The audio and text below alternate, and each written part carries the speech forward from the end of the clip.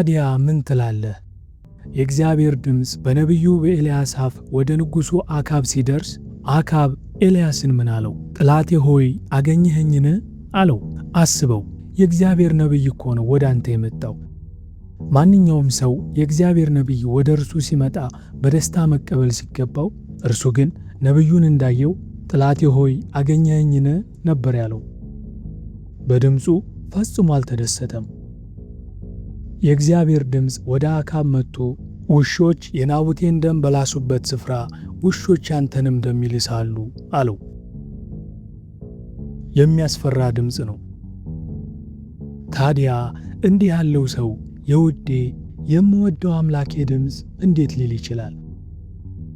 ውዴ ከየት ይመጣል?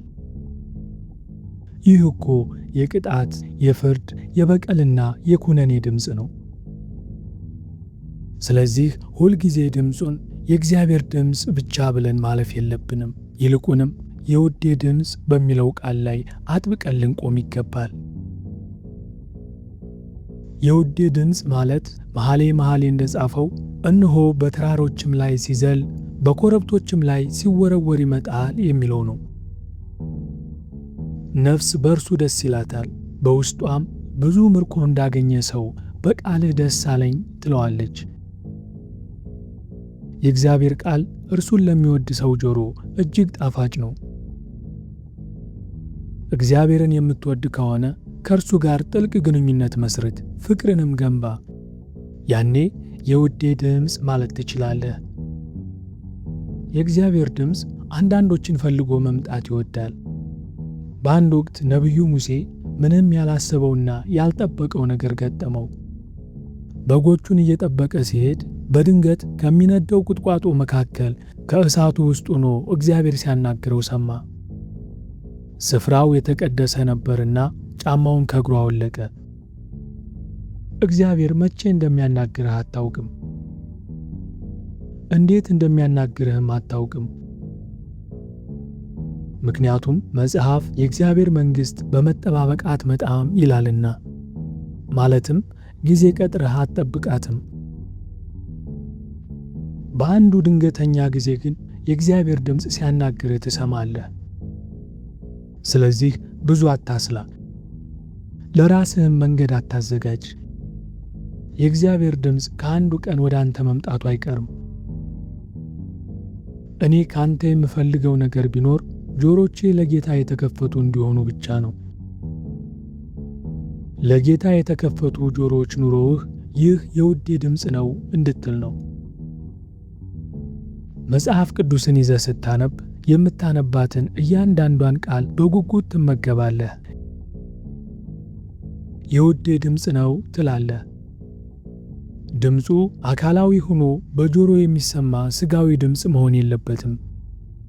ነገር ግን የእግዚአብሔር ድምፅ ወደ አንተ እየመጣ መሆኑን ታውቃለህ።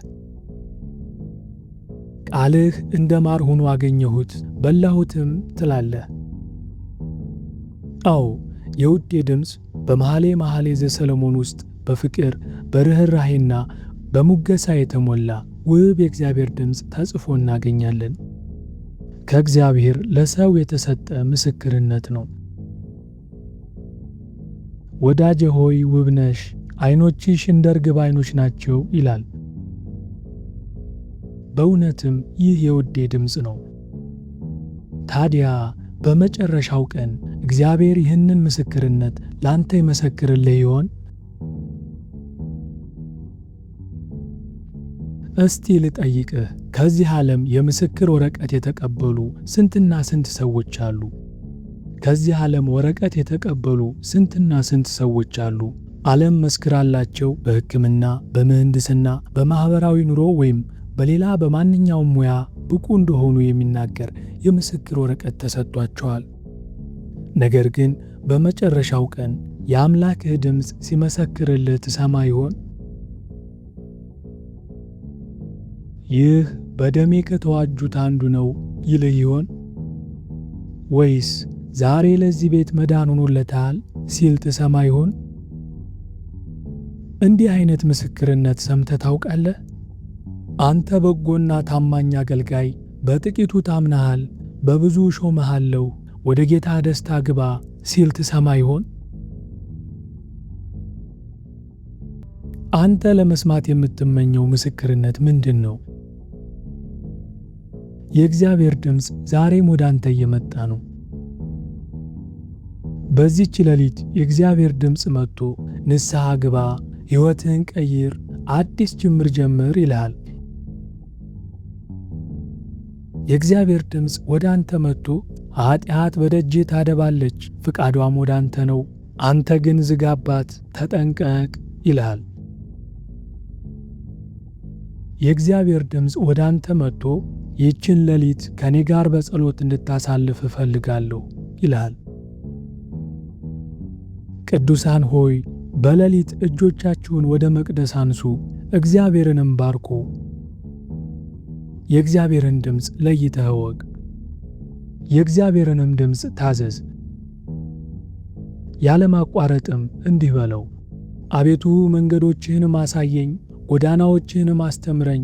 አቤቱ ድምፅህን መስማት እፈልጋለሁ። ድምፅህ በጆሮዬ እንደ ማር ወለላ፣ በአፌም እንደ ማር ይጣፍጠኛልና።